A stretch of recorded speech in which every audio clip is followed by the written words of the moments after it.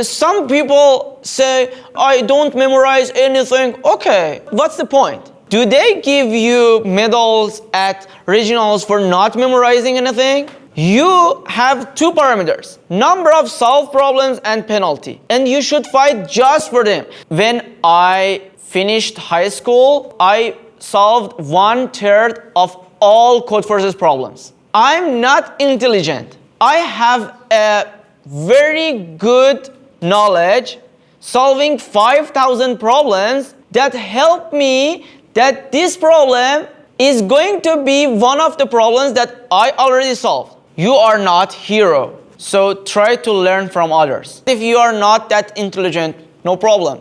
You saw this once, right? From now on, it's knowledge. I use knowledge instead of intelligence, and you can do that too.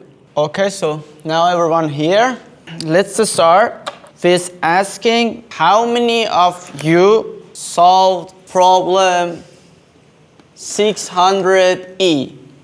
So people solved this problem, raise your hand. Okay, great. So for people who solve this problem 741D, if you solved, raise your hand. Okay. So we have only about 4-5 participants solved first one, and no one solved this. Okay.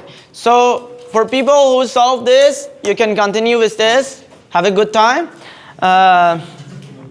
We are gonna solve the first problem. So the problem is very clear. It's very short. So it comes from the first educational rounds on Codeforces.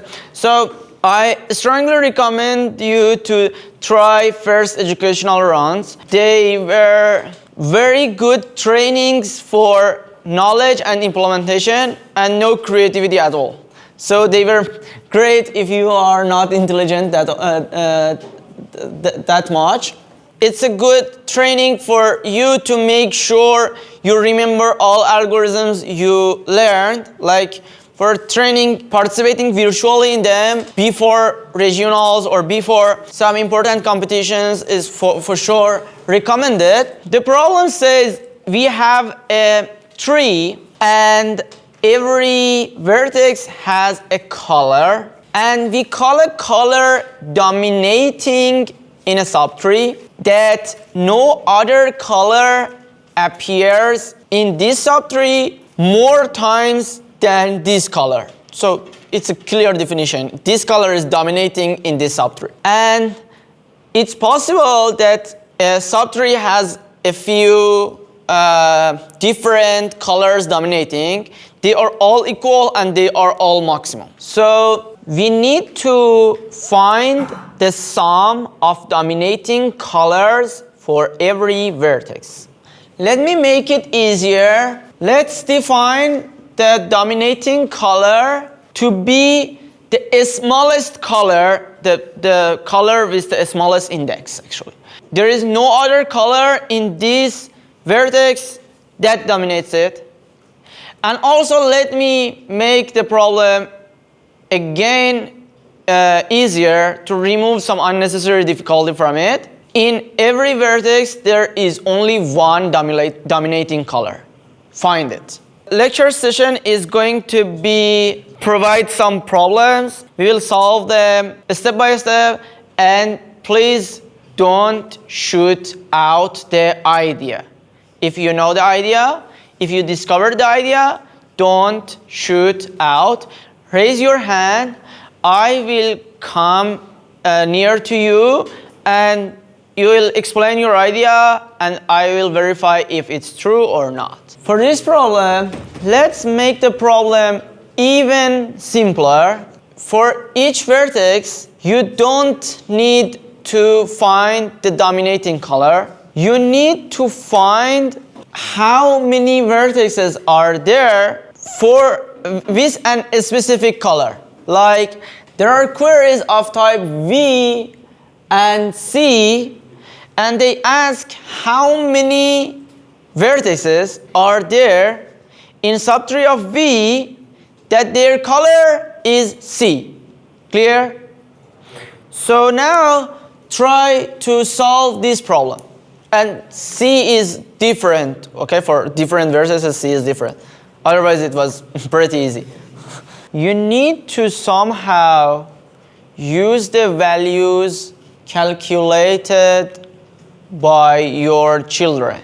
So when you are trying to find the color set for V, you need to somehow use color set from children of V. So let's say you have some map of integer to integer bag for each vertex. Bag of V is going to represent the number of times some color appeared in subtree of V. Like here is V, and bag VC is equal to the number of times C appeared in subtree of V. You need to calculate this bag somehow. So there is some naive way to do that.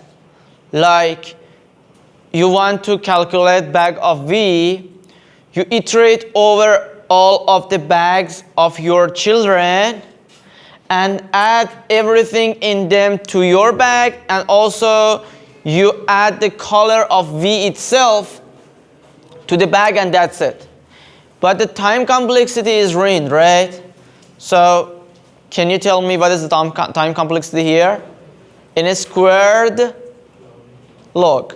We don't convert map to unrotated map unless we get TLE and we want to try our chance. So sometimes it's worse than map, and there are some tricks to fix and reserve and other factors and something like that. So let's not go that way. The main point here is to calculate bag efficiently. So try your best, and a note here is you can solve the problem offline. So maybe you can answer the queries of the children and then the parent. And when you want to answer the parent query, you don't need the bag of children. Maybe you can ruin them. It doesn't have any problem. So if you solve the problem, raise your hand. I will come next to you and I want to hear your solutions. Other approach than this. I will think about other approach than this one. Yeah, there is a very easy approach to solve this problem without all these difficulties, but we don't want to go that way. People who were able to solve this problem either before or now in the class with any time complexity, even n log squared is acceptable. Raise your hand, please. Okay, almost everyone. So I'm gonna tell you the solution for solving this problem in n log squared. So you have some bags of children and you want to fill your bag. So first idea is to start with your empty bag, empty one, pure each of your children's bag into your bag and go to the next, and finally put V into the bag too. But this will lead to n square log. But you can start with something better. So if you start with empty bag, you have a lot of things to pour into your bag, right? What you can start with?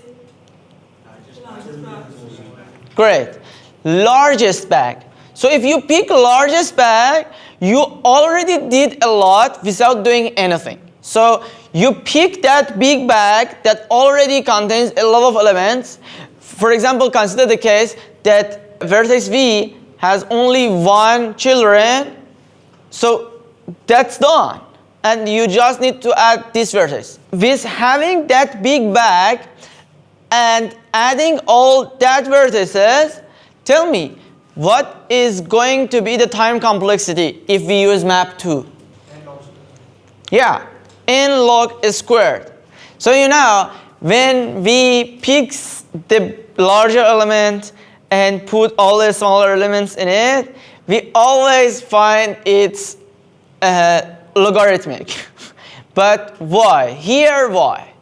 Basically, it's like for every node, the time that we take is material log of non-largest. So it's like in the worst case, that is n by 2, right? The biggest one, not necessarily. It can have a lot of children, and the bigger one has something like n over 5 number of vertices in its back. So that trick is not working here. Let's say we have an element, and it's part of a group that's of size x. So the next time, if I put it in another group, it will be at least of size x. So now it's in a new group that's of size at least 2x, and it will grow on exponent. So next time it will be in a size of at least 4x and so on. Yeah, that is now true. So let's use sack instead of bag, because the topic we are discussing about is sack. And you know, to give you some historic data about this name, people always call this technique DSU on tree, or a smaller to larger technique on tree, and something like that. 10 years back, some teacher in summer camp in Iran called this topic sack, for sure not sack in Persian. So everyone in Iran started to name it sack, and a few years after that, I published the sack tutorial on Code Forces, and I named it sack, and after that, people started globally to use sack. So it's a meaningful name. Why? Because every vertex has a sack.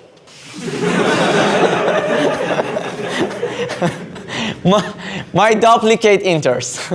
So you get the sack from your largest children and pour other sacks into this sack and make it a bigger one that now it belongs to you, and you pass it to your parent. And it goes like that. So sack can be used in a lot of different problems. We'll solve some problems together. But first we need to focus how to implement that and learn how it can be efficiently implemented. So in this problem, we keep in our sack number of times every color appeared, and that's gonna be simply passed to the parent and all the calculation. Sometimes sack can be much more harder. We will discuss that later. So there are a few different types of implementing sack. You can find at least 4 on my blog on Code Forces, but I do think that recently I discovered something that maybe is better than all that 4 on my blog. I'm still unsure that this way can solve all of the problems, but I'm trying. So first, let's remove this map because it's producing another log factor. And if I remember correctly, I used unordered map instead of map during the contest. And you know, I was a child and it was my first time solving problem E during the contest, and it got failed because I used unordered map. So in this problem, 600E, so I'm old enough to participate in that contest. So and I used unordered map because I thought that, you know, an unordered map is constant factor, blah blah blah, but they are all you know, theoretically unordered map is ON per query, theoretically. So yeah, sometimes theory happens in real, and it failed me, and it was a super pain. I was a school student that time. You know, I first solved problem E in a contest, and I was on air of happiness. And after the system testing, I got failed because that unraveled map. So because of that, I never trust unraveled map. I just try it randomly if I was unable to solve the problem using map, and I don't care about penalty. So let's submit again to see what happens. So it's my relation with unraveled map currently. So now let's remove this map. To remove some unnecessary logarithm here, we will keep in our stack vector of pairs, which means that from what color, how many times it appeared. So let me know, what is the problem now? We reduce the factor of log n, so we get log n. What? We reduce the factor of log n. No, I mean, you can't easily merge them.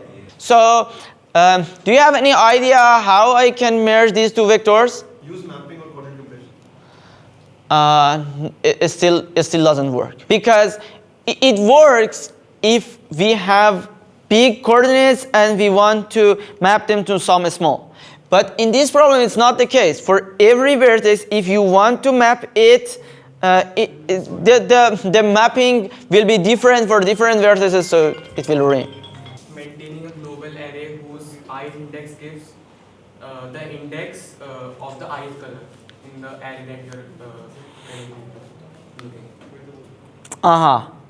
So the thing is, how I'm gonna use this array for different vertices. You know, it's a global array, but if every vertex comes into it and ruins it.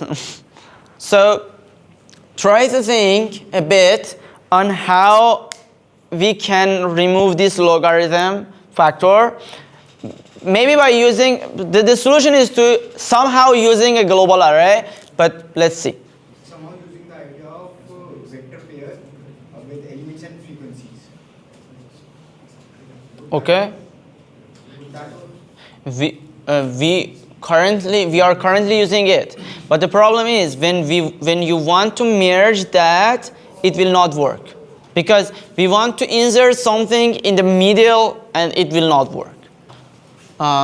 Okay, let me describe the idea, but I was unable to find that easy way that I was thinking about. What we are gonna do is relatively simple. So there are some children. This one is big. We keep a global array CNT. We call DFS function for these elements and ask them to go solve for your subtree. I don't care, but make sure after you finish, CNT array is all 0. For big element, we do something else. We call the DFS function and ask it not to clear CNT array after its function is finished. So when this is done, CNT contains all elements in this subtree, right? Then what we can do? if you have a vector pair, No. We don't have vector at all. Then we can run the DFS again and store. Yeah, we do another DFS here, and we add all of the vertices easily to the CNT, and after that we have the SAC for these vertices. That's it. So there are two DFS. One DFS for calculating the answer. One DFS is for adding those things to the CNT. I was unable to find the way I was trying. So as you saw, if we were allowed to use map, it was much easier, the implementation, right? You just swap your map with your children, and then you iterated on other maps, and that's it. Or even easier, you could write a merge function for maps and check which one is greater and pure one to the other one. That's it. So it was very easy, even you didn't need to find the largest children. But yeah, here I was unable to do that. I was trying to do something with resettable arrays and something like that. So you can define an struct, like when you are done with using that, you can reset all its elements in time complexity of number of indices that you use. That is pretty easy, right? So I was trying to do something like that, but it was not possible. For solving 600E, we are almost done because we have count of every single element, every single color. We just need to keep some helper variables, like what is the dominating number, so the maximum element in the array, and then we needed to keep some of them, and that's it. So I'm gonna show some codes because implementation matters a lot. So as this will be our first and last session, because I'm the coach for first division and it's the first and last session for a second division, I wanted to bring your attention on importance of implementation. So actually Deepak said something and also somehow ruined what I wanted to say, so burned the idea.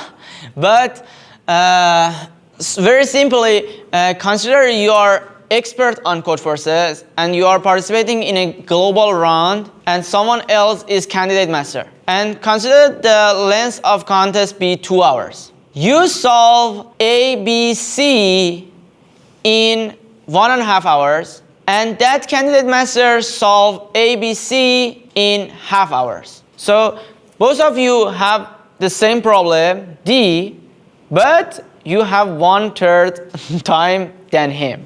So for sure you can solve. So you already lost the game. And you didn't lost because you are not good enough to solve problem D. You lost because you were slow. Happy thing here is implementation and knowledge. You can grow a lot, almost unlimited. But creativity, as I said, it's almost impossible to grow unless you have to grow. So for example, when you reach Codeforces rating of 2,500, something like that, you have to improve your intelligence, because on that level, almost everyone is perfect in implementation and perfect in knowledge. So now the game is with intelligence only, and becoming better in intelligence is like you need to solve a lot of problems that they don't require a lot implementation or knowledge, but they require a lot of intelligence and they have a lot of pain. Like you can try JOI problems or AdCoder problems, AdCoder Grand Contest problems, and yeah, that is for above 2,500.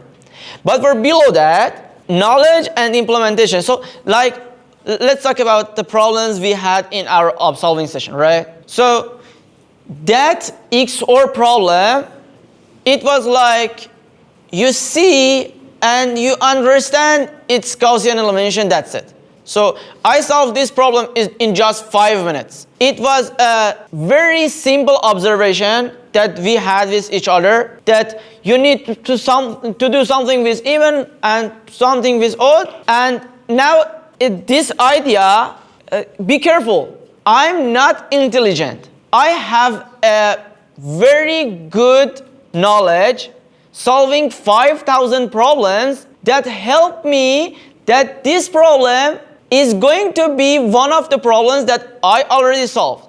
So maybe I solved at least 10 problems similar to this one. So that's gonna be easy, right? So if you solve 10 SAC problems, the next problems are not that hard. So you see and see it's SAC. So the remaining is how to apply SAC, but it's SAC. So for me, consider the case. I'm not that intelligent to say, oh yeah, we need to label them 0 and 1. No. I labeled them 0 and 1 because I saw that in dozens of problems. So that is done. And then I see 0 and 1, and okay, we are going to do something with XOR, most probably. So I tried and I saw, yes, this is working. That needs to be odd and even, so XOR, and then two choices, either two-set or Gauss, and it's about equations, so Gauss, and that's it. So for you, it was just intelligence because you never saw that problem before. For sure, I didn't solve this problem at the beginning. Everything I learned was in high school. Almost everything, like 95%. And in high school, how I learned them, we had teachers like, they came, they said that this is Gauss. The students learn. So, and it for sure, it ruins minds. So it's not good teaching style. But okay, finally I learned super tools for solving any problem on Codeforces. So I learned almost everything you need to solve any problem. So I exactly remember that someone from 10th grade asked us, so in Iranian school, we have some special schools that you just participate in Olympiads. So you go there, you don't need to read the normal lessons others do. You just focus on your Olympiad. Either Olympiad it is like physics, math, computer, or computer, I mean informatics. We call it computer there. So someone from 10th grade asked us why there are still problems that you can solve on Codeforces. Because we learned everything that is possible to appear in a problem on Codeforces. But yeah, for sure, I was not that skilled. This is the problem. So back to the subject. For the first time you want to solve such problem, it needs intelligence. But if you are not that intelligent, no problem. You saw this once, right? From now on, it's knowledge. So in your level, almost all of the problems are like this. They are just knowledge if you saw that problem before. Otherwise, it's intelligence. In our time, there were not enough easy problems to reach 4,000 by just solving easy problems. So when I finished high school, I solved 1/3 of all Codeforces problems. So from every 3 problems, I solved 1 of them. And I solved at least 1 problem from each contest from the beginning of history of Codeforces to that time. And I participated in almost all, at least virtually. So yeah, I solved a lot of problems. I'm not that intelligent. So I use knowledge instead of intelligence. And you can do that too. Knowledge and implementation, you can work on them. You can become better and better by solving not that hard problems, but for sure not easy problems. Problems at your level, and you will learn new things. You'll learn new things. You will get better in implementation, and you go faster. And for getting better in implementation, I have a few notes that are very important. The first is, you are not hero. So try to learn from others. So you implemented something, you got accepted. Okay, good. But try to read other solution to see how did they solve the problem.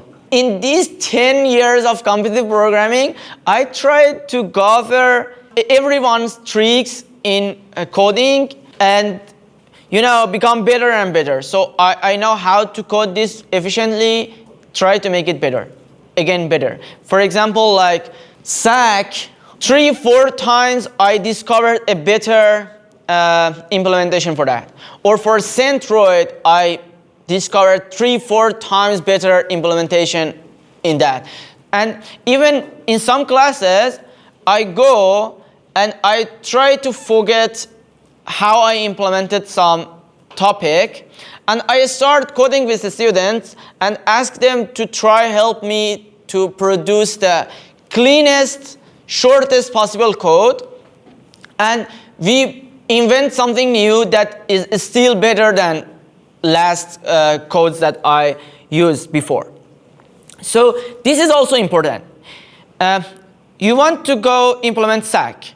You can do it as just one-time code, or you can put more time to find some way that will work for your life. So it's different. So you are thinking about it just one-time thing, or it's going to be something for your whole life. So try to put time and try to solve this patient. And for example, you can see some problems that I got accepted 3-4 times.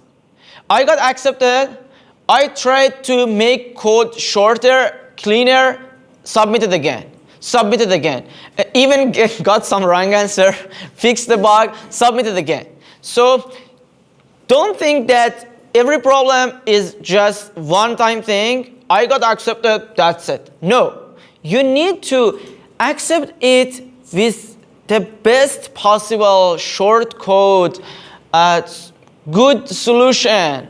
And also remember, don't try to learn a lot of tools. So when I say knowledge, it doesn't mean tomorrow morning start with CB algorithms and read every single page of it. No, by knowledge, I mean solving problems and add that problem to your knowledge. Every single problem can give you a new knowledge, a new trick, maybe very simple, very tiny, that you can't find on CB algorithms. But it will help you next time that you see something like that. So after you get accepted, try to memorize what happened, from where you started, what tools you used, and how you solved the problem, and what was the implementation. You need to remember that. You need to reproduce that again.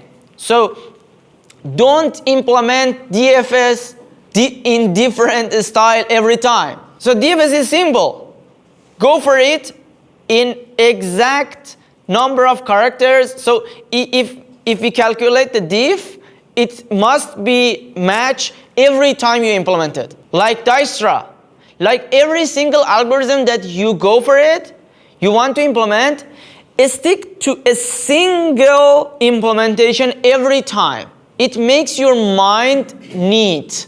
So some people say, I don't memorize anything. Okay, but what's the point? Do they give you medals at regionals for not memorizing anything? You have two parameters, number of solved problems and penalty, and you should fight just for them. So anything you are doing, check before that. Will it affect any of these two parameters or not? If it's not working, it has not effect on them. So I don't know what is your culture, but for us it's like people that memorize a lot of things are called like dumb people. So people make fun of them that you are not intelligent and you just memorize anything and that's it.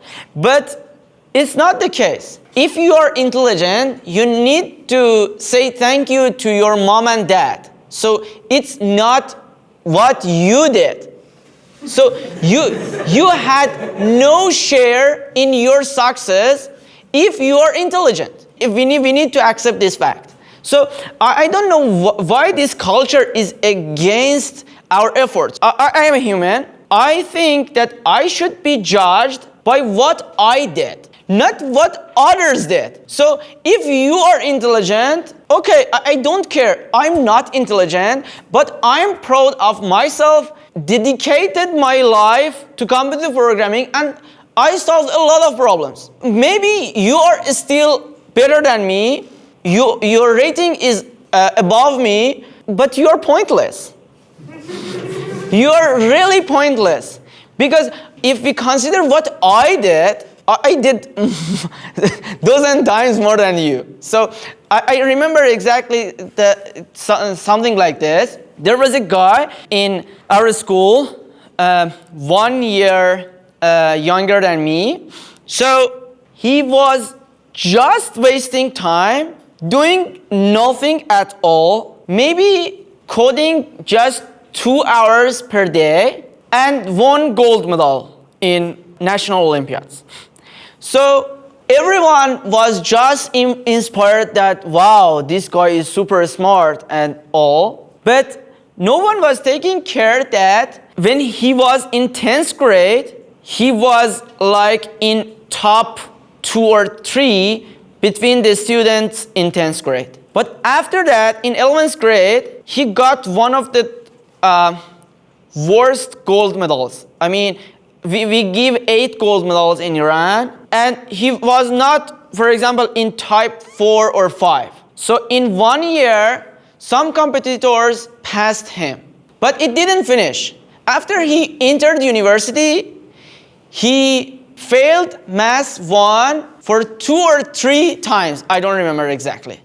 And he was really challenging to finish his bachelor.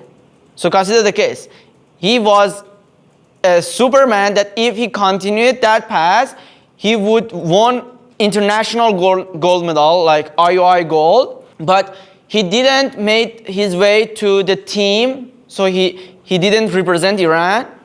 And after that, he was very bad in college. So you see, you fall. Maybe you are intelligent and you are above me, but I will catch you with my endeavor. So I'm trying hard. Someday, so as time passes, in your life, you can see as time passes, intelligence factor gets lower and lower, and try factor goes above and above. So when you are in a school, almost always only intelligence matters. You see guys that they are not studying at all, and they get better marks in school. But as time passes, the factor for intelligence goes lower and lower, and try goes upper and upper. And people like me, that I have normal intelligence, but I really try hard, are more likely to win. That end games of the life. So the real games. So Olympiads in like school, it's just an elementary game, it's just playing. But life gets more serious and more serious. And who wins? The one that tried more. So you need to try hard, and with trying hard, you can increase your ability in implementation and also in knowledge. And don't go learn a lot of tools. That is very important. Let it go, and when you are forced to learn something, learn it. Actually, Deepak asked me to teach you something else, but I won't teach that because you are not ready for that. You are not in that level to learn that. So consider the case. You are an engineer and you have very basic tools and you are able to repair a car. Then somebody comes and asks you that, can you repair airplanes too? Maybe if at the beginning you're a bit afraid, but he'll come with a bigger set of tools, give that to you and ask you, you have a lot of tools, go repair the airplane. And you may be able to do that. But consider the vice versa. You were able to repair car, but that by that automatic artificial intelligence integrated tools, but you can repair cars. And if they give you airplane, you can never repair that because your problem solving skills are not that much. The tools were doing it for you. So for repairing a car, you just open the car and say that tool, go repair that car, and that's it. But in airplane, it won't work. So you need to increase your tools inch meal very slowly and carefully. So let me come with an example, interesting and inspiring example. So people older than me, so I studied bachelor in AmirReza University, more simple to say Tehran Polytechnic. So it's an easier name to say. So we had someone from past participated in ICPC regionals in 2010 that were very good, and they took place, I think, something like 30, 35 in ICPC World Finals. And after that, it took our university, the Tehran Polytechnic, to go to World Finals after 7 years. So 7 years, we didn't have any representative. Some older people of me that entered the university before me, they were talking to some of guys in that legend team, that super team that went to World Finals from Tehran Polytechnic, and they shared the problem with him. No, he was thinking on a problem very deeply, and he was tired of thinking and so on. And they came into the room and he described the problem and they solved easily. So consider the case. Some international grandmaster was unable to solve a problem, and two something like expert people came into and solved the problem easily. And they were very confused that why he is not able to solve that problem. And guess what? He even didn't know segment tree and reached international grandmaster without knowing segment tree. And those expert guys taught him segment tree, and unfortunately he discontinued from participating. I don't know if he continued to learn things like this. You know, when you don't know segment tree, for sure you don't know a lot other topics. Maybe he could reach legendary grandmaster, I don't know. So, you know, try to pick minimal tools like that international grandmaster I told you. So if I was you, I prefer not even to learn segment tree at your level. So SAC is okay, but segment tree is not. So I think, not all of you, I think that 1,800 is a bar for learning segment tree. And like Deepak wanted me to teach you something that it's for above 2,300. And you know, if you know some powerful tools, your creativity, your intelligence will go down, because you are not able to solve problems with the tiny tools you have. And try this. You solve a problem, go back to it before implementation. Try to see if you are able to solve this problem with a weaker tool. So you solve the problem using segment tree. Good.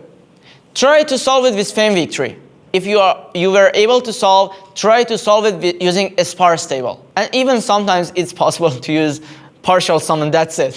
So maybe it's just a partial sum, but you are overestimating the problem and using segment tree. I remember I had some student. He was super in knowledge. He knew everything. He implemented a lazy persistent segment tree on division 2 problem D. So in that time, I never implemented lazy persistent segment tree. I thought that it's impossible to apply lazy on persistent segment tree actually that time. So that problem was easily solvable using a simple DFS and arrays, and that's it. even no sparse table, and even no segment tree. So he solved the problem with persistent segment tree because the title of the problem was persistent bookcase. So if you go read all of the pages of CP algorithms, this is your destiny. Do you like it? Okay, so stick to what you know already. Try to solve more and more problems. So practice makes perfect, and focus on implementation and solving more and more problems and learning as minimal tools as you can. So did I miss anything during I was talking? Because I got into DFS a lot of layers and I don't remember my parents actually. Okay, it was a pleasure to talk with you guys. Thank you. Have a good rest of camp.